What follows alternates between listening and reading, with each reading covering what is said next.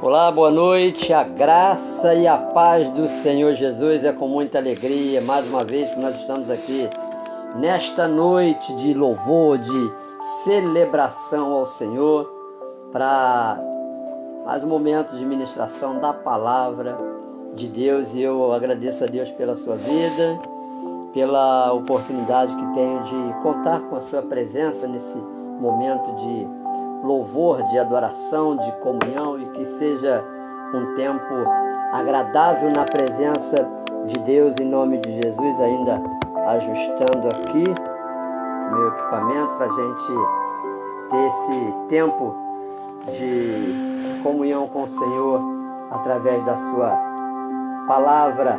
Louvado seja Deus.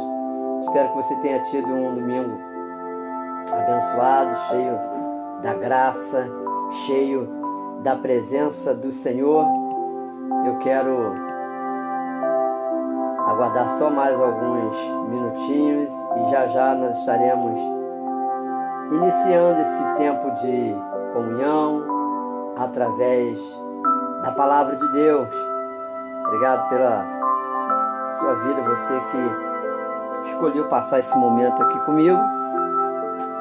Que Deus venha edificar poderosamente a sua vida. Eu vou colocar os óculos para poder ler alguns dos nomes que aparecem aqui na tela do meu celular e poder mandar meu beijo, meu abraço. Minha querida irmã Bianca, ovelha amada, que o Senhor te abençoe, em nome de Jesus. Tati Luan assistindo, Deus abençoe vocês em nome de Jesus. Aleluia, glória a Jesus. Bem,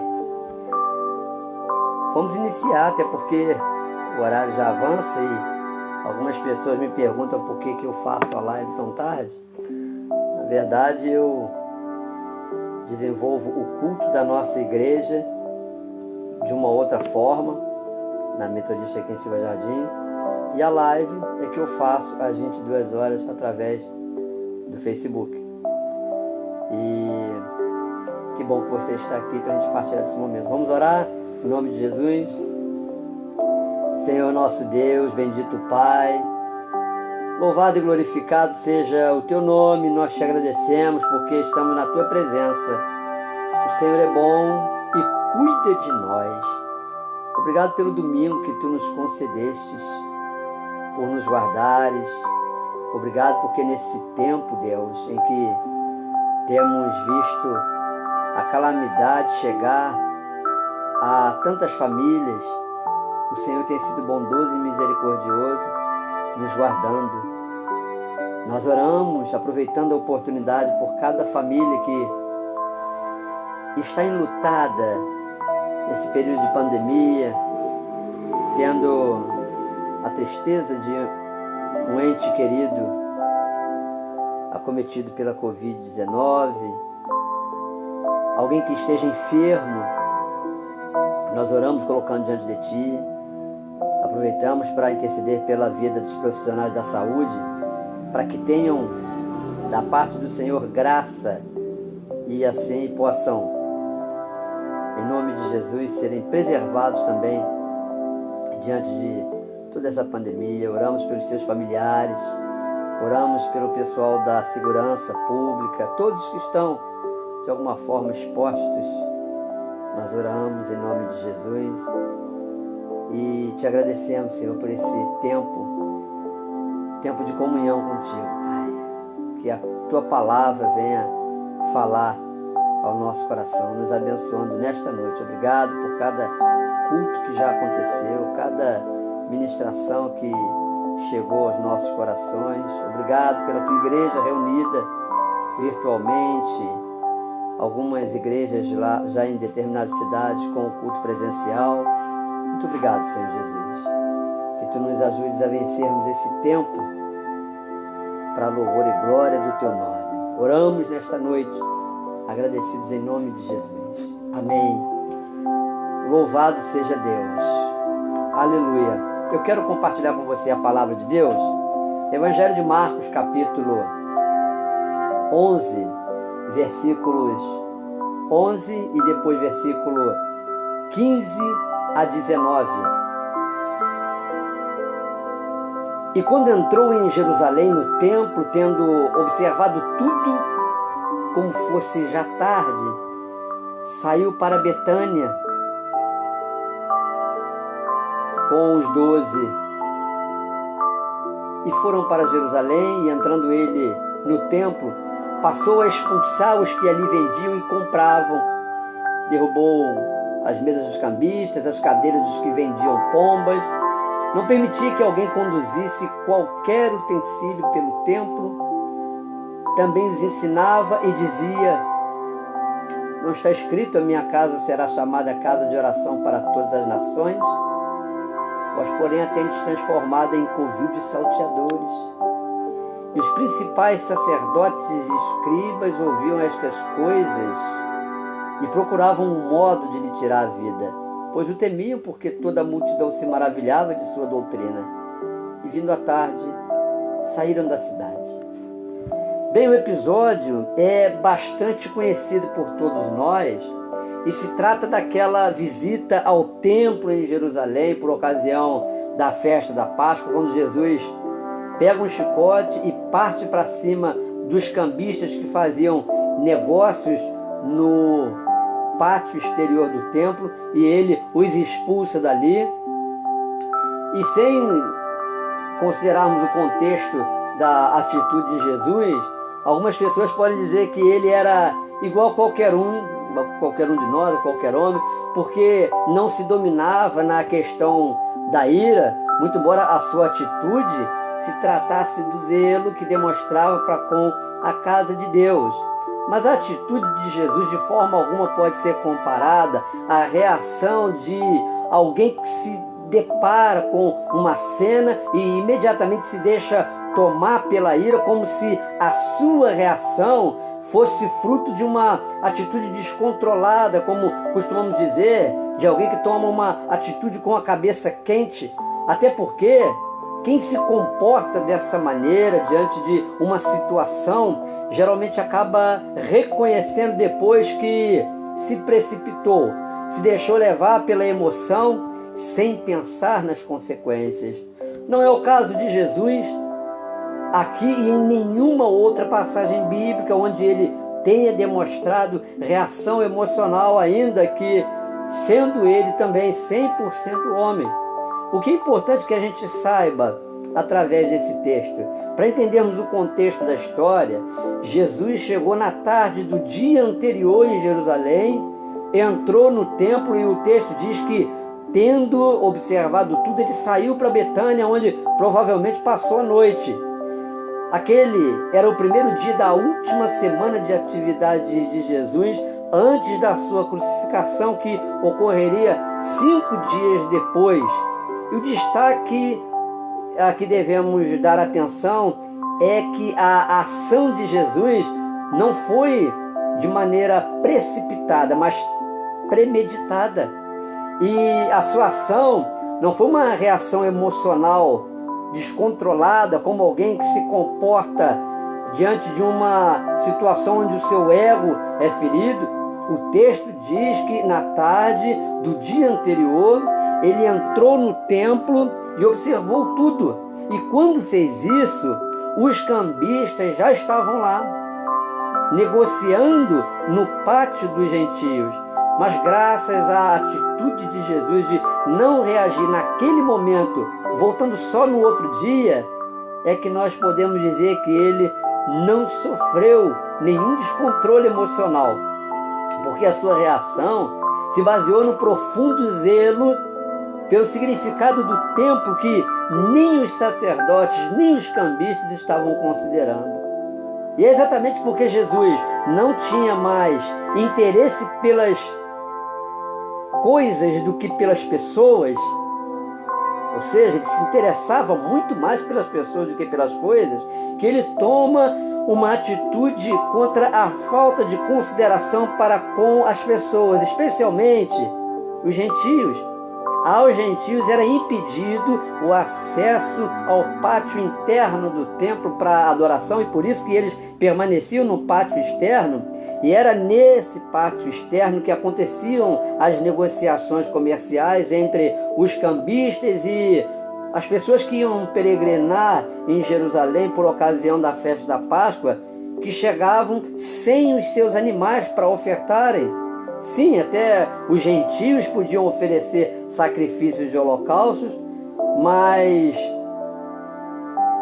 isso não significava a participação deles à mesa da comunhão com os judeus, porque eles eram considerados excluídos da aliança conforme os critérios estabelecidos pela lei de Moisés. E, nesse caso, o incômodo de Jesus era o fato de os gentios serem prejudicados no seu espaço de culto, tendo que dividir com uma enorme quantidade de animais, ocupando indevidamente uma área destinada a eles.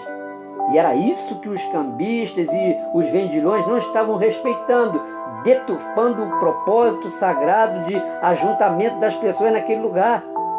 Essa reação zelosa de Jesus desmente outra acusação falsa por parte dos judeus, de que ele havia dito destruir o templo de Jerusalém, que demorou 46 anos para ser construído. Sabemos que nessa conversa Jesus faz referência ao seu próprio corpo quando diz que tal templo será reerguido 3 dias depois que os judeus o destruírem, falando assim da sua própria ressurreição corpórea. A falta de discernimento espiritual leva muitas pessoas a compreensões absurdas do que jamais Deus quis ou quer falar através da Bíblia Sagrada, o que é a causa de uma infinidade de heresias que tem confundido muitos no meio evangélico e que honestamente querem servir a Deus.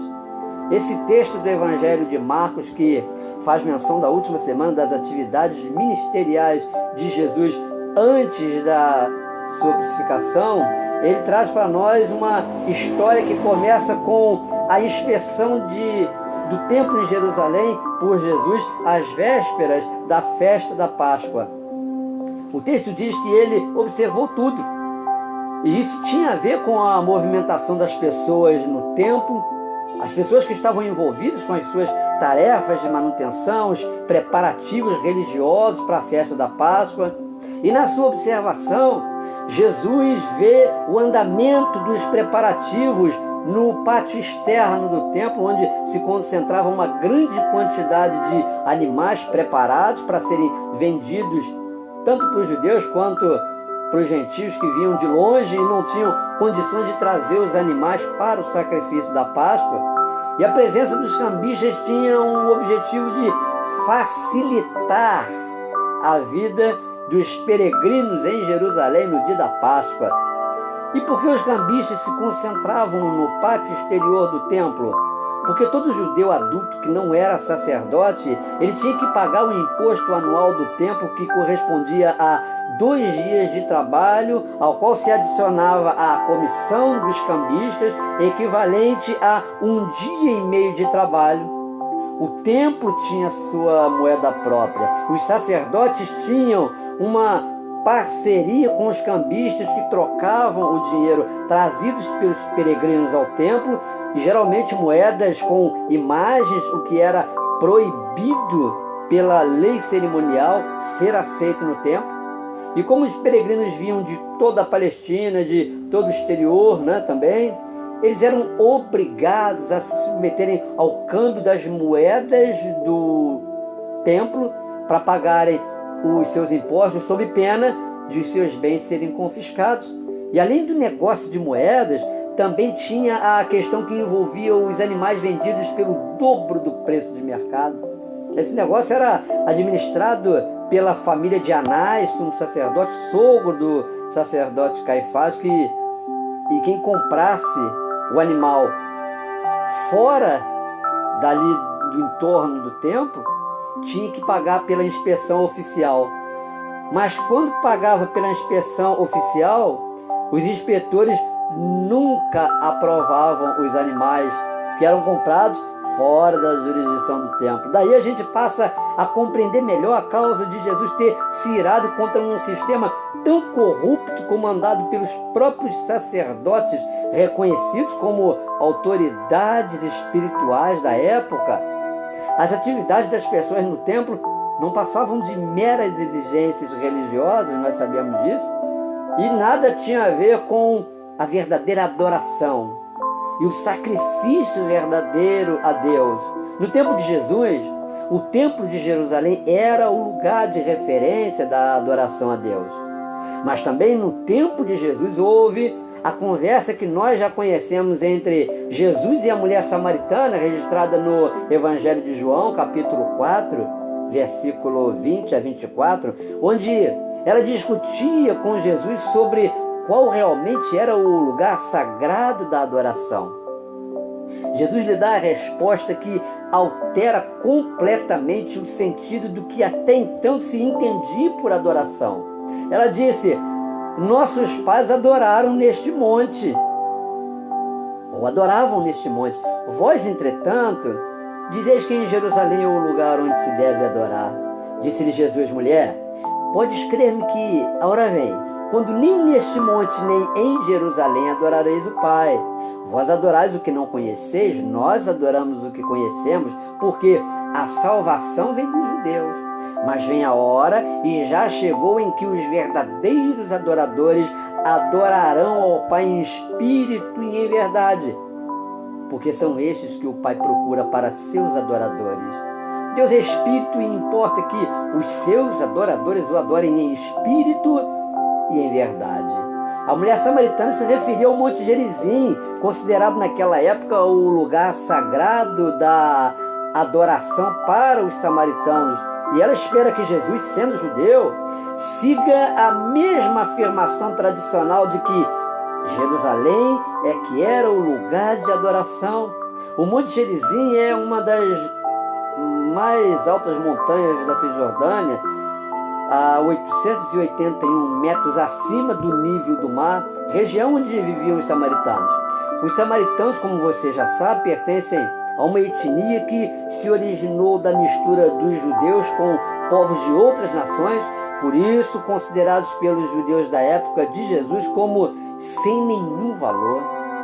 Mas ao contrário de tomar partido na afirmação dos judeus, ou seja, de que Jerusalém é o lugar da adoração, resposta óbvia esperada pela mulher samaritana, Jesus a surpreende quando diz para ela que nem no Monte Gerizim, nem em Jerusalém se adoraria ao Pai, porque o Pai deve ser adorado em espírito e em verdade, e Ele procura verdadeiros adoradores que assim o adorem. Aliás, só o fato de Jesus ser homem e muito mais ainda judeu, dirigir àquela mulher a palavra num lugar público, já era uma surpresa absurda para ela, já era uma atitude que chamou, de tão absurda que era, a atenção até mesmo dos seus próprios discípulos. Tudo isso mostrou a compreensão de Jesus sobre o seu papel messiânico, a demonstração do papel messiânico dele, desmistificando tanto Jerusalém quanto o Monte Gerizim ou qualquer outro lugar como exclusivo de adoração a Deus.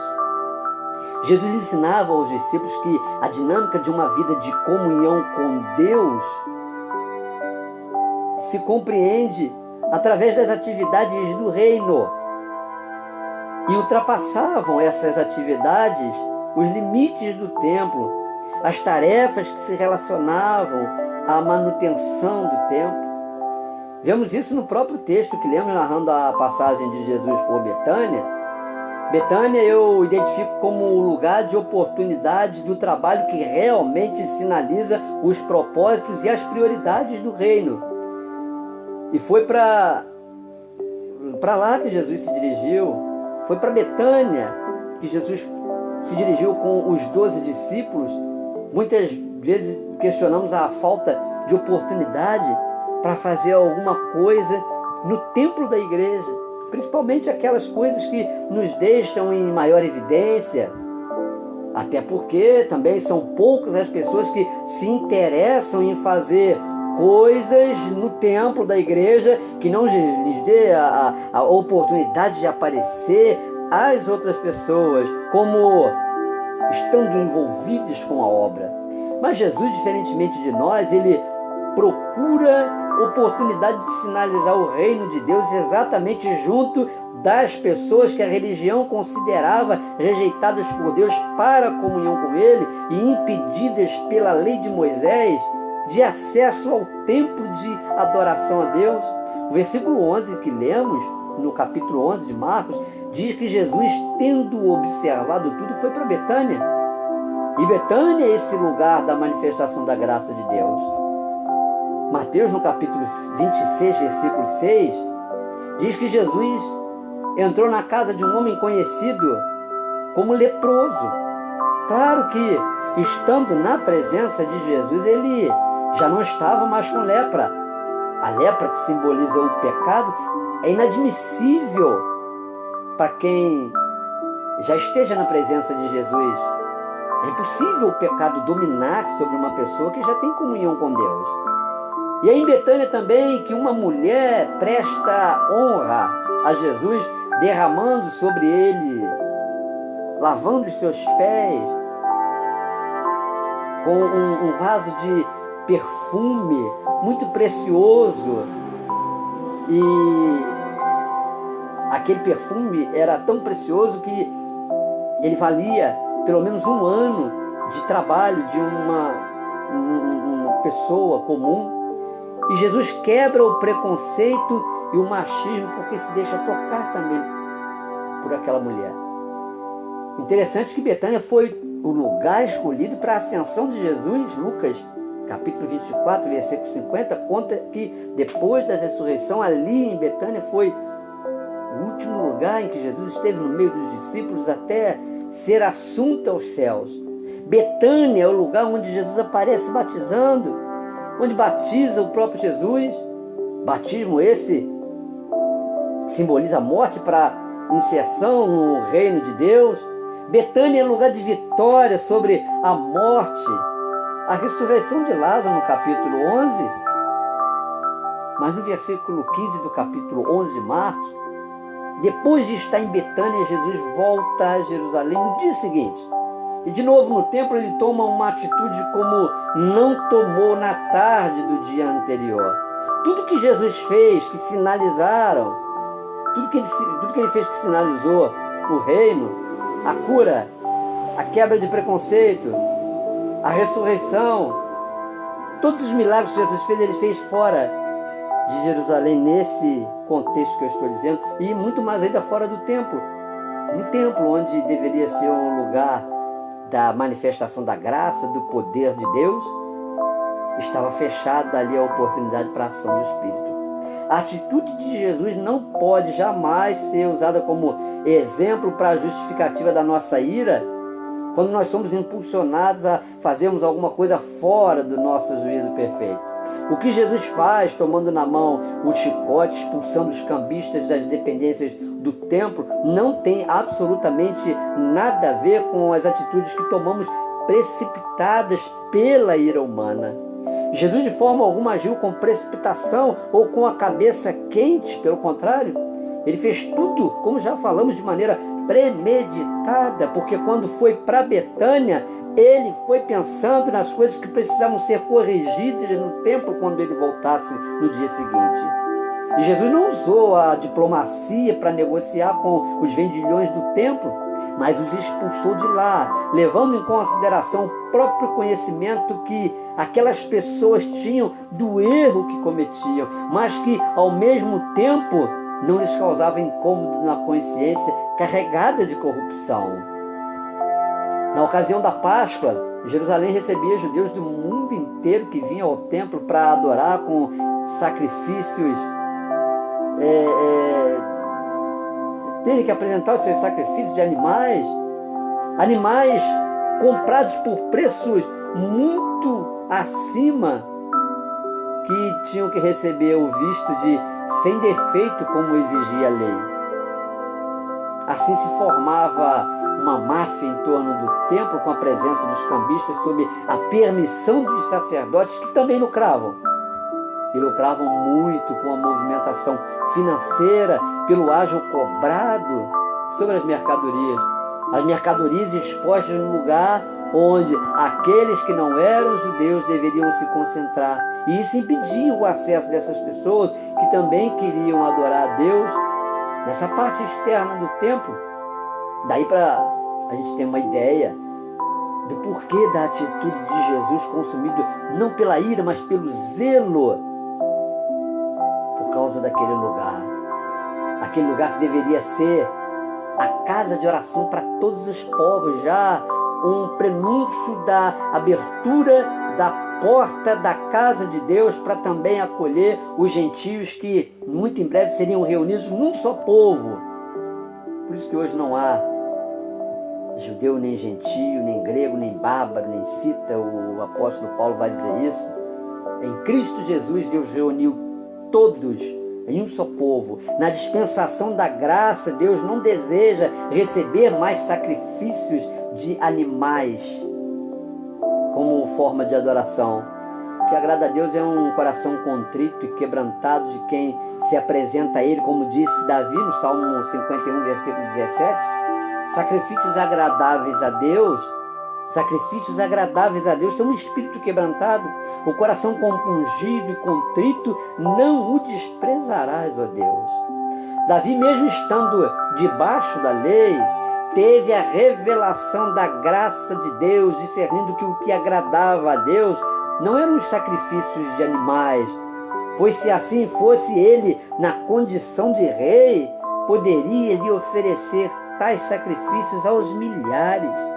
Uma das razões de Davi ter sido chamado homem segundo o coração de Deus não foi o seu esforço para cumprir a lei, mas exatamente o não se conformar com a lei. A lei que é esse grande duvido de Deus, porque ninguém pode pretender viver segundo o cumprimento da lei. A lei é o grande duvido de Deus para o homem.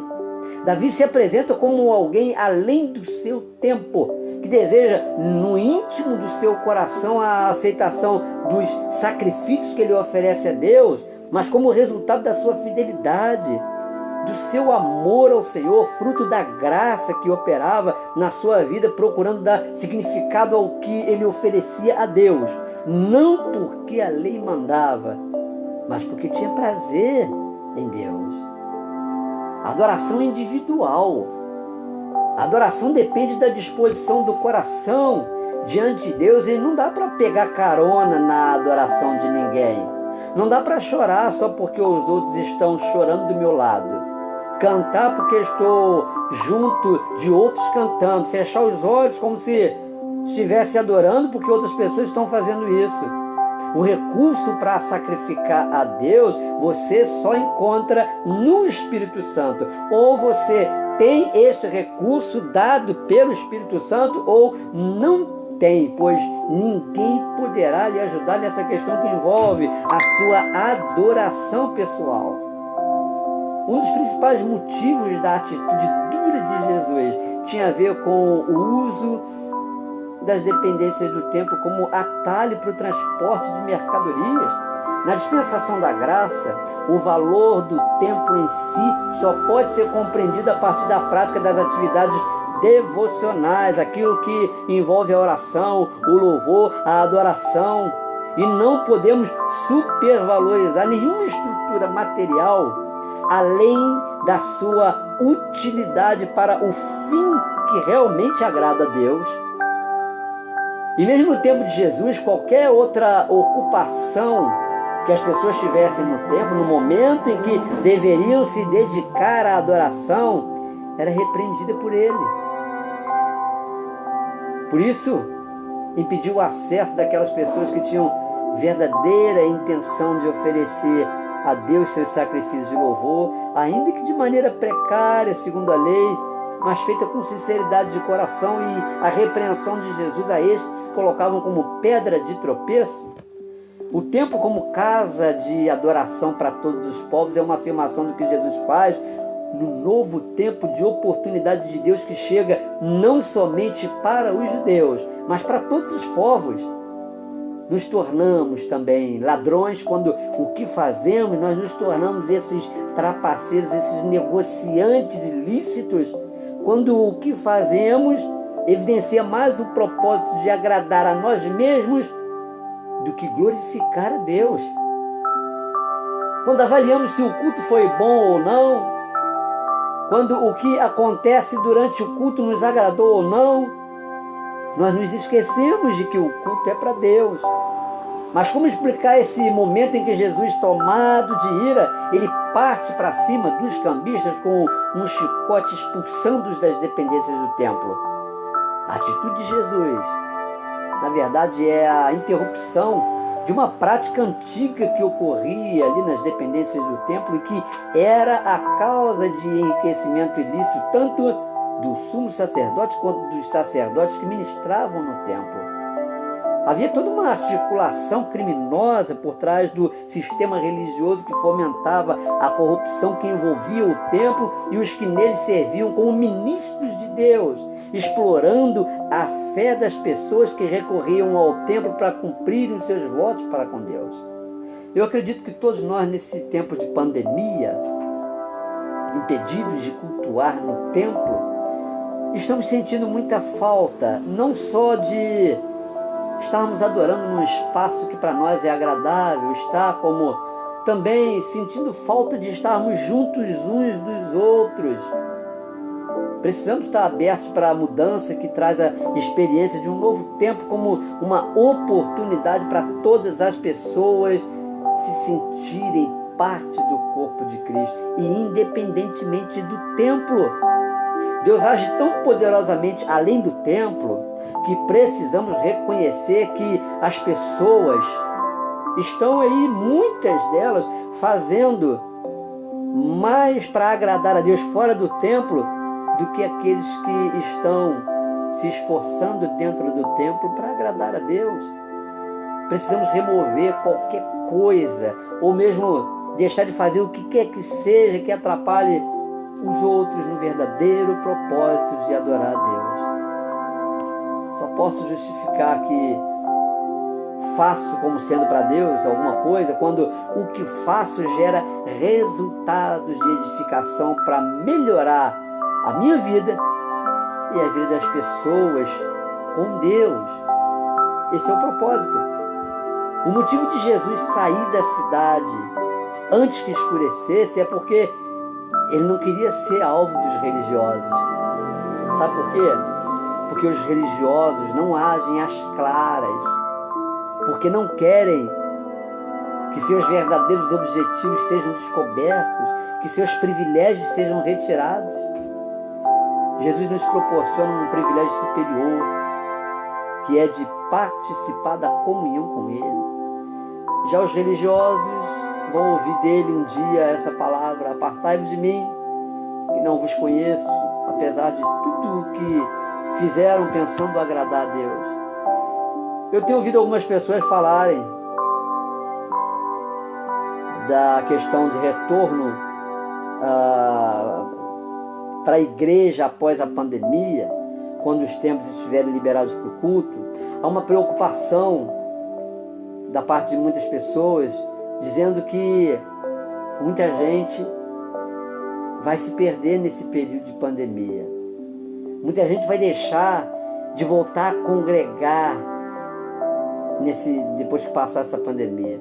Eu acredito que os que não retornarem para o templo é porque já não estavam na igreja. É exatamente isso que temos que pensar, que o templo é um lugar importante de reunião da igreja, mas que a igreja, ela sobrevive sem o templo. Prova disso é como diversas pessoas têm sido alcançadas através da pregação do Evangelho de Jesus, através das redes sociais, umas se reconciliando depois de muitos anos sem congregar num templo, outras que nunca entraram no templo para cultuar e vão estranhar, porque retornando às atividades no templo, terão que se adaptar ao formato de culto ali, sendo que foram alcançados pelo Espírito Santo nesse tempo em que as nossas reuniões no templo estão suspensas, nós mesmos teremos que rever os nossos conceitos relacionados ao que realmente significa a adoração a Deus. Quem adora não tem sido impedido de sentir a presença de Deus nestes dias de isolamento social, porque já discerniu que é o próprio templo do Espírito Santo. Que Deus procure, meu irmão, minha irmã, e ache em você, ache em mim, um verdadeiro adorador, que o adore em espírito e em verdade, independente de lugar ou circunstâncias, para que o retorno ao templo signifique a continuidade da adoração e do louvor junto com as outras pessoas, porque é isso que significa culto presencial. É presencial não por causa de Deus, é presencial por causa das outras pessoas, cuja presença Deus todos os dias tem se manifestado nos que foram encontrados por Ele, verdadeiros adoradores, que o adoram em espírito e em verdade. Jesus nos abençoou quando disse em João 14:23, se alguém me ama, guardará a minha palavra e meu Pai o amará, e viremos para Ele e faremos nele morada. E o apóstolo Paulo confirma isso ao afirmar no livro dos Atos dos Apóstolos, capítulo 7, versículo 48, que Deus não habita em templos feitos por mãos. A própria igreja no tempo de Jesus e dos primeiros discípulos não tinha templo para se reunir, e os cultos aconteciam de casa em casa. No tempo de Jesus, no tempo dos apóstolos, se referir ao templo como igreja era completamente incompreensível, porque igreja significa assembleia, reunião dos santos, e sempre foi entendido esse termo, segundo a Bíblia ensina, porque onde estiverem 2 ou 3 reunidos em meu nome, ali estarei no meio deles. Jesus declarou isso em Mateus capítulo 18, versículo 20. Tomara que você não esteja sentindo nenhuma saudade de Deus, de Jesus, do Espírito Santo. Eu estou com saudade e sentindo falta dos irmãos, do abraço, do carinho, mas sinto falta dos irmãos e não sinto falta nenhuma de Deus, porque todos os dias vivo a experiência do que me ensina a verdade da palavra dita por Jesus, que me fez templo e morada do Espírito Santo e me disse que estará comigo todos os dias até a consumação dos séculos. Que essa verdade habite no seu coração, em nome de Jesus. E que você seja fortalecido pelo poder da graça de Deus. E quando permitiu o Senhor, alguns lugares já estão com o templo liberado para culto presencial.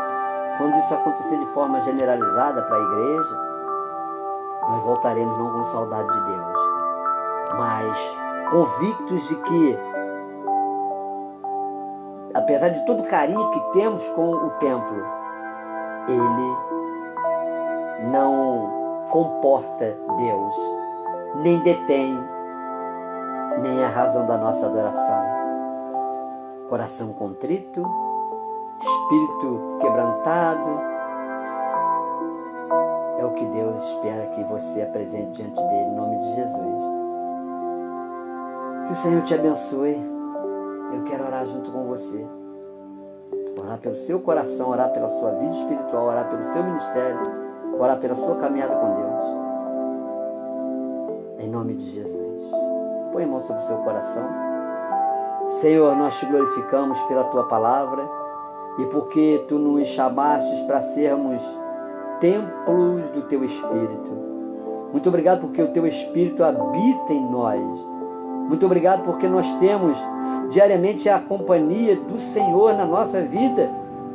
E para alguns de nós já meses impedidos de nos reunirmos no templo, não tem sido razão para nos afastarmos da tua presença. Pelo contrário, Tu tens te manifestado de uma forma poderosa na nossa vida, Senhor. Louvado seja o Teu nome pela presença do Teu Espírito que nos tem ensinado coisas novas durante este período.